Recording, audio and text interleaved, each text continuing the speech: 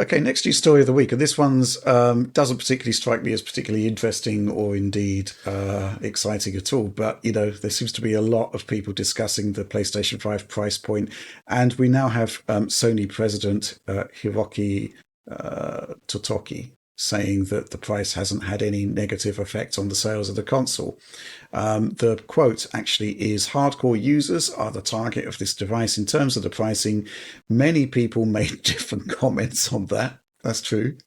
But pricing on PS5 Pro has not had a negative impact, I don't think. So we're talking about a $700 console, £700, €800. And there's also been comments that PlayStation 5 Pro has not sold out. You can buy one. Alex actually bought one that arrived just after launch, and there's been comeuppance for the for the scalpers who have basically had to reduce their prices to below retail in order to shift them, which is kind of the way it should be. But I guess the flip side to that is that, as predicted months ago, the optical drive is completely out of stock. And I'm seeing it now going in the UK. I mean, it's £100 in the UK, which is already shockingly expensive for what it is. But it's going now for anything between £150 to £200. So it's not all good news on the scalping front. But Oliver, if we're looking at this in terms of, how a typical piece of consumer electronics is released to the public, this concept of a sellout and not being able to buy one, having to spend a fortune on eBay, people kind of expect it to be the norm, but it's not. It was a COVID thing, really, wasn't it? I suppose thinking back, going all the way back to 2005, there was a supply issue of like Xbox 360. That was scalped as well. And I remember that one. But this is kind of just the way it should be, right? A piece of machinery comes out that you want, you don't have to pre-order it. You just go out and buy it. That's sort of the way it should be, right? Yeah, I mean, if everything goes to plan on the console manufacturing side and design side of things, you'd assume that by launch they should have sufficient inventory to serve their player base there, ideally. And that is the case for most consumer electronics launches these days, like even for devices that are in very high demand and are produced to a very strict schedule, like new iPhones. Those are typically not selling out, or at least not selling out in a very dramatic way on day one. Usually you get pretty good delivery times for those, in my experience at least. So it is unusual. It is more of a console thing to be sold out because they're produced, I think, with a stricter set of timelines and probably a little bit less volume up front because they expect to be producing them for a long period after the launch of the console. Here, I think that the high pricing probably doesn't hurt them that much in the short term, because users that'll be there on day one will probably be there on day one regardless of price, is my suspicion. So I wouldn't really read in too much into this either way. I think you're going to get substantial interest motivated users regardless of the price there. I think it could have more of an effect on long-term sales because a console that's $250 more than the base machine instead of $100 more than the base machine as it was last generation of PS4 Pro, that is a really big difference. Even if it is catering to that minority of users, I think that it might be a smaller percentage in the end than the 20% of PlayStation 4 platform lifetime sales that the PlayStation 4 Pro approach there. But ultimately, I kind of look at it in a broader perspective, in the sense that I don't really think the issue with consoles right now is the price of the PS5 Pro. I think it's like the high price of consoles in general and the higher price possibly of consoles going forward.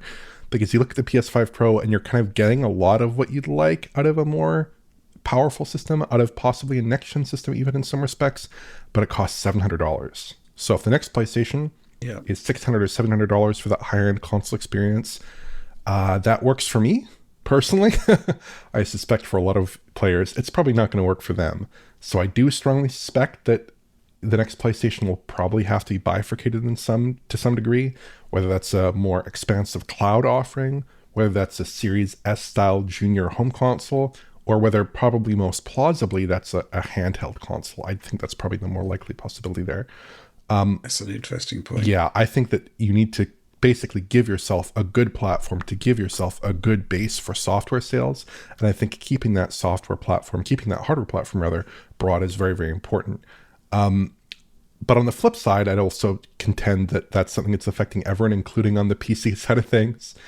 So it really is something that people have to address in a more broad spectrum manner. And I could totally imagine Sony coming out, let's say in 2027, 2028, with their new console hardware and basically saying, you know, in kind of a Microsoft circa Xbox One era style move there, pitching their last generation console and continuing to sell it for a little period there as an alternative to their higher price current generation console. And indeed trying to get games that scale all the way from low power platforms to much higher power platforms, possibly by employing ray tracing on those higher end platforms, in order to get the scaling that you need to hit a total effective market size of hundreds of millions of players instead of like tens of millions or single digit millions of players, as would normally be the case with a recent console launch. Well, I've been thinking about what we were talking about earlier, about why Xbox is waiting some years to get a handheld out. And, you know, one potential theory there, for their next home system, they're talking about the biggest generational leap. That's not going to be provided by GPU teraflops, that's for sure. It's likely to be AI. And I think that if you're going to be putting out a handheld, you're going to have to recognize that shift in terms of where the performance is actually coming from. So maybe the reason why is to actually shift to a more AI-based piece of hardware that doesn't exist in the handheld space yet. Just going back to pricing, yeah, there's just a problem with consoles being too expensive. There was the leak, which turned out to be happening, of, you know, oh, you can get a PlayStation 5 Slim for $380. That's going to be $70 off, but it's only $20 off compared to the 2020 price. That's slightly problematic. I actually bought a disc PlayStation 5 for £399, but I think that was last year. So, you know, prices are just not shifting downwards. However, there is this interesting phenomenon happening.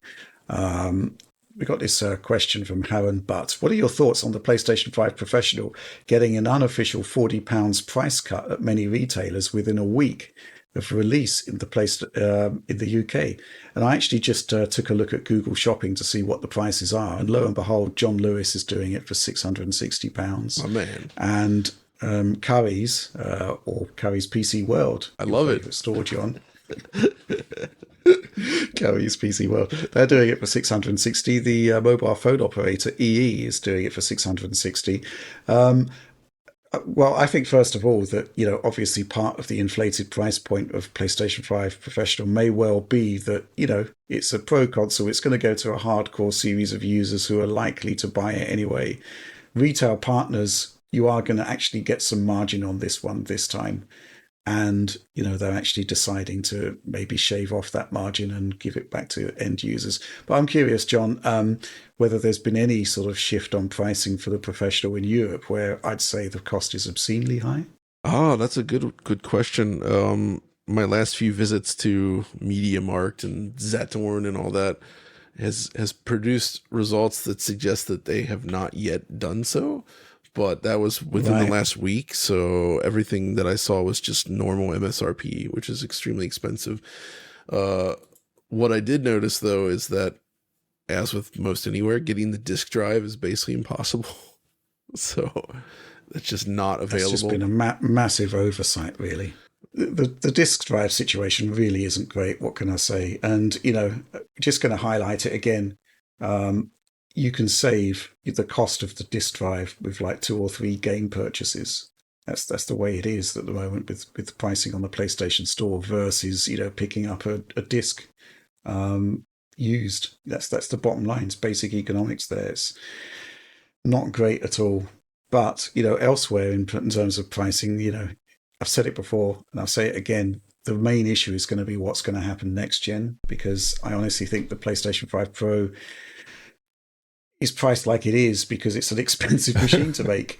Yeah. And if they could price reduce the base console, they would, you know. Yep.